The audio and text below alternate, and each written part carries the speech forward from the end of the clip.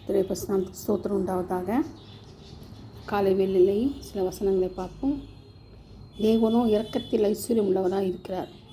நம்மில் அன்பு கூர்ந்த தம்முடைய மிகுந்த அன்பினாலே அக்கிரமங்களில் மறித்தவர்களாக இருந்த நம்மை கிறிஸ்துடனே கூட உயிர்ப்பித்தார். கிருபையினாலே நம்ம ரட்சிக்கப்பட்டோம். கிருபையினாலே ரட்சிக்கப்பட்டீர்கள். எபேசியர் 24:5 சொல்லப்பட்டபடி அவர் மிகுந்த இரக்கத்தினாலே நம்மளை என்ன செய்தாராம்? ஐஸ்வர்யம் உள்ளவராய் நம்மளால் அன்பு கூர்ந்தபடினாலே. அப்போது ஐஸ்வர்யத்தின் சம்பந்தம் சொல்கிறாங்க இல்லையா? அது எது? பணத்தில் இல்லை, வைரம் வைடூரியம் பொண்ணு வெள்ளி தங்கத்தில் இல்லை, இரக்கத்தில். அது எல்லாத்தோட அவருடைய இரக்கம் தான் பெருசு. மகா இரக்கம். அவர் நம்ம மேலே மகா இரக்கமும் உருக்கம் உள்ளவராக இருக்கிறார். அதுக்கு அளவே இல்லை.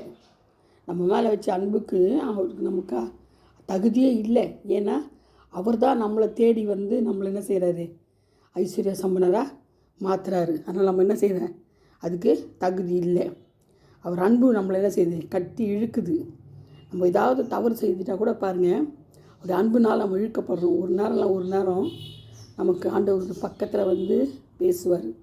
நான் உனக்காக எவ்வளோ செய்தனே, இந்த தாயின் கர்ப்பத்தில் தெரிந்து கொண்டனே, வியாதியாக இருக்கும்போது உனக்கு சுகம் தந்தனே அப்படி சொல்லி நம்மளோட ஆண்டவர் பேசுவார். அப்போ தான் நம்ம என்ன செய்வோம்? உணர்வோம். அப்படியும் உணராதவங்க எவ்வளோ பேர் இருக்கிறாங்க. உணர்வுள்ள இறுதியுமே இல்லாதவங்க எத்தனையோ பேர் இருக்கிறாங்க. அவர் சொல்ல அதிகமாக தான் செய்வாங்க. ஏன்னா அவங்கக்கிட்ட இருக்கிறது வந்து சத்துருவின் கிரியை. ஆனாலும் ஆண்டவர் என்ன செய்கிறார்? அவர் மகா இரக்கத்தினால் நம்ம இழுத்துக்கொள்கிறாரு. சத்துருவின் காலத்தில் நமக்கு விடுதலை தராரு. நம்மளை சுற்றிலாம் வேலை அடைக்கிறாரு, பாதுகாக்கிறாரு, பரிசுத்தப்படுத்துகிறாரு, அவருடைய ராஜ்யத்துக்கு தகுதிப்படுத்துகிறாரு. அதுதான் அவருடைய வேலை. ரட்சிப்பு கொடுக்குறாரு. முக்கியமாக நம்மளுக்கு வந்து ரட்சிப்பு, தேவனுடைய ரட்சிப்பு நம்மளுக்கு ரொம்ப ரொம்ப முக்கியம். கிருபையினால தான் நம்ம ரட்சிக்கப்பட்டோம் அப்படின்னு எபேசியரில் சொல்லப்பட்டிருக்குது இல்லையா? நம்ம பிரியமானவர்களே, நம்ம வந்து எப்போவுமே ஆண்டவருக்கு பிரியமாக நடந்தோம்னா அவர் ஒரு நாள் நம்மளை விட்டு விலகி போகவே மாட்டார். கிருபையினால விசுவாசத்தை கொண்டு ரட்சிக்கப்பட்டீர்கள். இது உங்களால் உண்டானதில்லை, இது தேவனுடைய ஈவு. எபேசியர் 2:8 சொல்லப்பட்டிருக்குது. கிருபையினால விசுவாசத்தை கொண்டு ரட்சிக்கப்பட்ட விசுவாசம்தான். கிருபை இருக்கிற இடத்துல என்ன இருக்கும்? விசுவாசம் இருக்கும். விசுவாசத்தை கொண்டு ரட்சிக்கப்பட்டோம். எவ்வளோத்துக்கு எவ்வளோ நம்ம அவர் மேலே விசுவாசமாக இருக்கிறோமோ அவ்வளோத்துக்கு எவ்வளோ கிருபை பெருகும். துதிக்கும் போது கிருபை பெருகுது, ஜெபிக்கும் போது கிருபை பெருகுது. அது மட்டும் இல்லை, விசுவாசிக்கும் போது நமக்கு என்ன செய்யுது? கிருபையினால் ரட்சிக்கப்படுறோம். கிருபையினால் தான் நம்ம என்ன செய்கிறோம்? விசுவாசத்தை கொண்டு ரட்சிக்கப்படுறோம். அப்போ முக்கியமானது என்னது? விசுவாசம். தேவன் மேலே விசுவாசமாக இருக்கணும். விசுவாசிக்கிறவனுக்கு எல்லாம் கொடு. விசுவாசத்தால் தேவனுடைய மகிமை காண்பான்னு சொல்கிறாங்க ஆண்டவர். நம்ம அவர் இயேசு கிறிஸ்து உண்டென்று நம்ம என்ன செய்யணும்? விசுவாசிக்கணும். அப்போ தான் நம்மளால் என்ன செய்ய முடியும்? எல்லா காரியங்களையும் ஜெயத்தை பெற்றுக்கொள்ள முடியும். இயேசு கிறிஸ்து சிலர் சொல்லுவாங்க, இருக்கிறாருன்னு சொல்லுவாங்க. ஆனால் உண்மையான உள்ளான ஆழமான ஆத்துமாலேருந்து இதயத்துலேருந்து அவங்களுக்கு அது தெரியாது.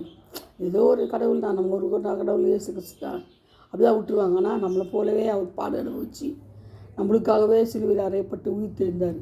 நம்மளுக்காகவே பரிந்து பேசுகிறவராக பரலோகத்தில் உட்காந்துருக்கிறாரு. அப்போது நம்மளுக்காக ஒரே ஜீவன், பரலோகத்திலேயும் பூலோகத்திலையும் நமக்கு ஒரே தெய்வம், உலகத்தின் பாவத்தை சுமந்து திட்ட தேவாட்டுக்குட்டி ஒரே ஒரு கடவுள் தான். அந்த உலகத்திற்கே ஒரே கடவுள் கர்த்தராகிய இயேசு கிறிஸ்து தான். வேறு யாரும் ஒருவரும் இல்லை. நம்மளுக்காக உயிர் தந்தவர் அவர் தான். நமக்காக எல்லாமே செய்தார். 1, 2 செய்யலை, இத்தனையோ காரியங்கள் நமக்காக, நம்மளை மீட்டு கொடுத்ததுக்காக. எதுக்குன்னா நம்ம ரட்சிக்கப்பட்டு பரலோக ராஜ்யத்துக்கு நம்மளை என்ன செய்யணும்? ஆயத்தப்படுத்தணும். அவருக்கு வந்து பரலோகத்துக்கு ஆயத்தப்படுத்தணும். நரகத்துக்கு போக விடக்கூடாதுன்னு தான் அவருடைய எண்ணம். ஆனால் சாத்தானுக்கு என்னென்னா நரகத்துக்கு என்ன செய்வோம்? ஆட்களை ரெடி பண்ணிக்கிட்டு இருக்கோம். இந்த கடைசி காலங்களில் துரிதமாக சாவு கொண்டு வரோம், துரிதமாக மரணத்தை கொண்டு வரோம். ஏன்னா அவனுக்கு வந்து ஆள் தேவை. நரகத்துக்கு என்ன செய்ய ஆள் தேவை அவனுக்கு. ஆனால் ஆண்டவர் அப்படி இல்லை. நம்மளுடைய பிள்ளைகள் நரகத்துக்கு போகக்கூடாதுன்னு சொல்லிட்டான். என்ன செய்ய நம்மளை அடித்து காயப்படுத்தி காயத்தை கட்டுகிறாரு, அடித்து ஆட்டுகிறாரு, தண்டிக்கிறாரு, சிக்ஷித்து நம்ம என்ன செய்கிறாரு? உணர்த்துறாரு, பரலோக ராஜ்யத்துக்கு ஆயத்தப்படுத்துகிறாரு. அதனால் நம்ம என்ன செய்யணும்? குயவன் இருக்கும் களிமனை போல நம்ம அவரோட கரத்தில் கொடுக்கணும். அப்போ தான் அவர் இஷ்டப்படி, அவரோட சித்தத்தின்படி நம்மளை என்ன செய்வார்? வணைந்து கொள்வார். குயவனுக்கு என்ன பாத்திரம் பிடிக்குமோ அந்த பாத்திரத்தை தான் வணைவான் இல்லையா? கெட்டு போனால் கூட விடமாட்டான். பிணைஞ்சி நசுக்கி மிதித்து அவன் நினைக்கிற அந்த உருவம் வர்ற வரையிலும் நம்மளை விட மாட்டாங்க களிமண். அப்போ அந்த களிமண்ணால் ஒரு அழகான ஒரு உருவம் உண்டாக்கி ஒரு கனமுள்ள பாத்திரமாக அவன் நியமிக்கிறான். அதே போல் தான் ஆண்டவரும் நம்மளை எந்த அளவு சிற்றித்து நொறுக்கி கசைக்கு பிழிஞ்சு பரலோக ராஜ்யத்துக்கு ஆயத்தப்படுத்தணுமோ அந்த அளவுக்கு நம்ம என்ன செய்யறது சரிப்படுத்துகிறாரு. நம்மளுடைய பாவங்களெல்லாம் மன்னித்து நம்மளை நீதியை சரி கட்டுறாரு. அவருடைய நீதி இந்த உலகத்தில் சரி கட்டி அவருடைய பிள்ளையாக ஏற்றுக்கொண்டு பரலோகத்துக்கு நமக்கு ஒரு இடத்த கொடுக்குறாரு. பரம வீடு நம்மளுக்கு காணான் அங்கே தான் இருக்குது. நம்முடைய பரம வீடு பரலோகத்தில் இருக்குது. பூலோகத்தில் நம்மளுக்கு எந்த இதுவும் கிடையாது. எதுவும் கொண்டு போகிறதும் இல்லை, கொண்டு வர்றதும் கிடையாது, கொண்டு போகிறதும் கிடையாது. ஒரே தேவன். நம்முடைய ஆத்துமாக்கள் நம்ம என்ன செய்யணும், தேடி கண்டுபிடிச்சி பரலோகத்துக்கு நம்ம கொண்டு போகணும். ஆத்துமாக்கள் தான் நம்மளுக்கு பொக்கிஷமே. கீழத்தில் முத்துக்கள் தரணுன்னா நம்மளுக்கு ஆத்துமா தான் முக்கியம். ஆத்துமாதாயம் செய்யறதுக்கு தான் நம்மளை ஒரு உலகத்திலே படைச்சார். ரட்சிப்பு அதுக்கு தான் தந்தார்.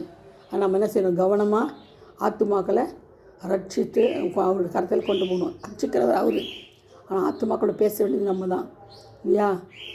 நம்ம என்ன செய்யணும், கர்த்தருக்காக இந்த காரியங்களெல்லாம் செய்து முடிக்கணும். கர்த்தர் நம்ம இந்த வார்த்தைகளை ஆசீர்வதிப்பாராக. ஆமென். அல்லேலூயா.